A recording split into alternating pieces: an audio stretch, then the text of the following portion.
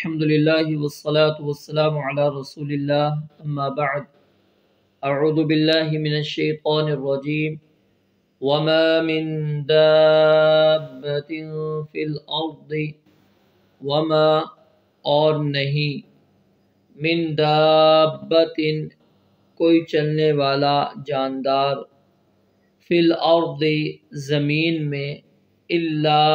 مگر علی اللہ اللہ ہی پر ہے رزقها اس کا رزق ویعلم اور وہ جانتا ہے مستقرها اس کے ٹھہرنے کی جگہ کو ومستودعها اور اس کو سونپے جانے کی جگہ کو کل سب فی کتاب مبین ایک واضح کتاب میں موجود ہے۔ پچھلی آیت کے اندر آپ نے اللہ تعالیٰ کے علم کی وسعت اور احاطے کا تذکرہ پڑھا اور سنا تھا کہ اللہ رب العالمین انسان کے ظاہر اور پوشیدہ حالات کو ہی صرف نہیں جانتا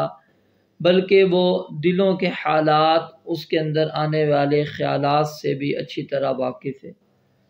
اب اس بات پر کہ اللہ رب العالمین کو اتنا وسیع علم ہے، اللہ تعالیٰ نے یہ آیت مبارکہ بطور دلیل پیش کی ہے اور کیا فرمایا کہ وَمَا مِن دَابَّةٍ فِي الْأَرْضِ إِلَّا عَلَى اللَّهِ رِزْقُهَا کہ ہر جاندار اس کا رزق اللہ رب العالمین کے علم کے اندر موجود ہے اور اللہ رب العالمین کے ذمے ہے، کیونکہ جب تک اللہ کے علم کو وسیع ہم نہیں تسلیم کریں گے تو روزی کا یہ بندوبست کرنا ممکن نہیں ہوگا۔ تو اس لیے رزق کا ذمہ اللہ رب العالمین نے لیا ہے، اور جب اللہ نے اپنے ذمے رزق کا بندوبست لیا ہے تو اس کا مطلب کہ اللہ رب العالمین کا علم انتہائی وسیع ہے۔ تو یہاں پر لفظ ایک استعمال ہوا ہے دابہ،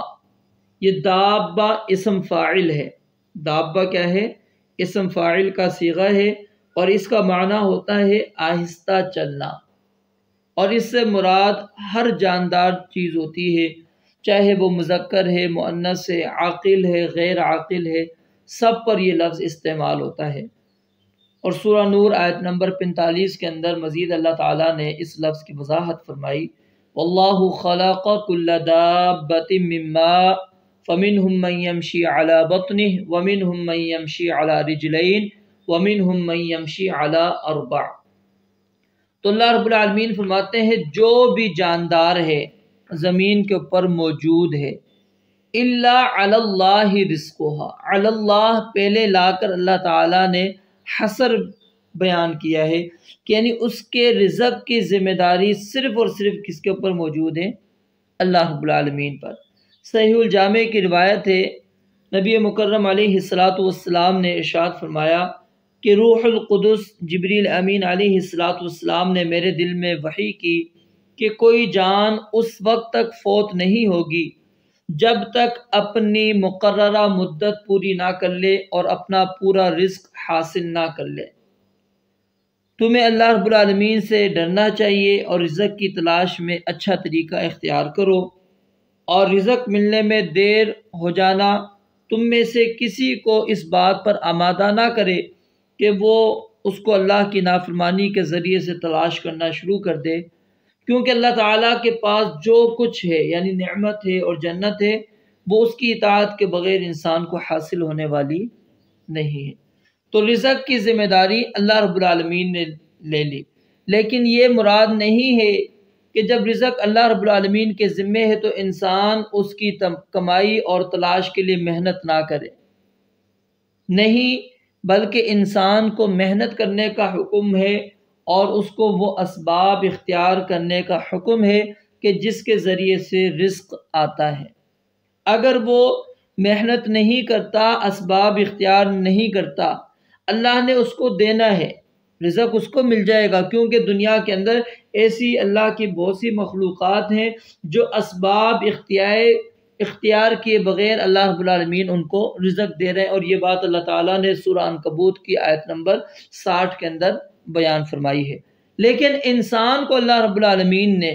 اس بات کا مکلف قرار دیا ہے کہ وہ انسان محنت کرے، کوشش کرے، اسباب اختیار کرے، لیکن اپنی محنت پر اور ان اسباب پر انسان کو بھروسہ نہیں کرنا چاہیے کہ میں نے جو محنت کی ہے یا جو میں نے اسباب اختیار کیے مجھے اب رزق مل کے ہی رہے گا، نہیں، بلکہ محنت کرنے کے بعد اور اسباب اختیار کرنے کے بعد بھروسہ اور توکل صرف اللہ رب العالمین پر لازم ہے، کیونکہ اللہ رب العالمین ہی جانتے ہیں کہ اس انسان کو اس وقت کتنا رزق دینا ہے، کیا یہ رزق ابھی دینا ہے یا نہیں دینا، یہ سارا علم اللہ رب العالمین کے پاس ہے۔ اور دیکھیے نا، توکل کی مثال صحیح بخاری و جامع ترمذی کے اندر روایت موجود ہے، نبی علیہ الصلوۃ والسلام نے فرمایا کہ اگر تم اللہ تعالیٰ پر اس طرح بھروسہ کرو، اعتماد کرو جس طرح توکل کرنے کا، اعتماد کرنے کا حق ہے، تو یقیناً تمہیں بھی اسی طرح رزق دیا جائے جس طرح پرندوں کو رزق دیا جاتا ہے۔ وہ صبح نکلتے ہیں تو خالی پیٹ ہوتے ہیں، شام کو آتے ہیں تو ان کے پیٹ بھرے ہوئے ہوتے ہیں۔ اب یہ صبح کا نکلنا کیا ہے؟ محنت ہے، کسب ہے، انسان کی کمائی ہے،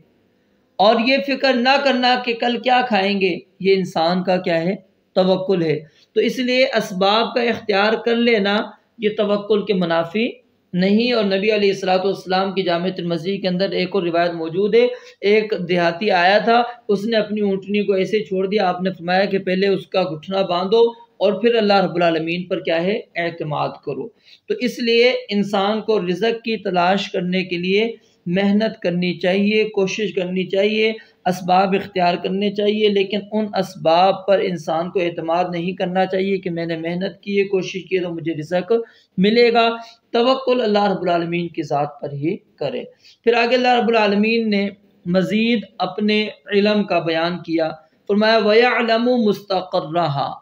اور وہ جانتا ہے اس کے مستقر کو، اس کے ٹھہرنے کی جگہ کو،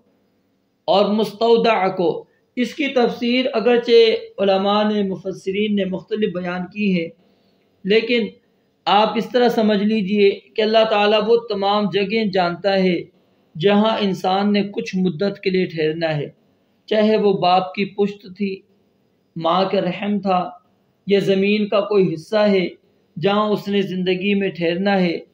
اور اللہ تعالیٰ وہ جگہیں بھی جانتا ہے جس کے سپرد انسان نے مرنے کے بعد ہونا ہے، وہ زمین میں کھودی ہوئی قبر ہوگی یا کسی جانور کا پیٹ یا کوئی اور جگہ، سب کا سب اللہ رب العالمین کے علم کے اندر ہے، اور اللہ رب العالمین نے یہ چیز لکھی ہوئی ہے فی کتاب مبین، واضح کتاب کے اندر، یعنی لوح محفوظ کے اندر اللہ رب العالمین نے لکھ دیا ہے۔ یعنی ہر جاندار اس کی زندگی کے ہر حال کو بھی اللہ تعالیٰ جانتا ہے،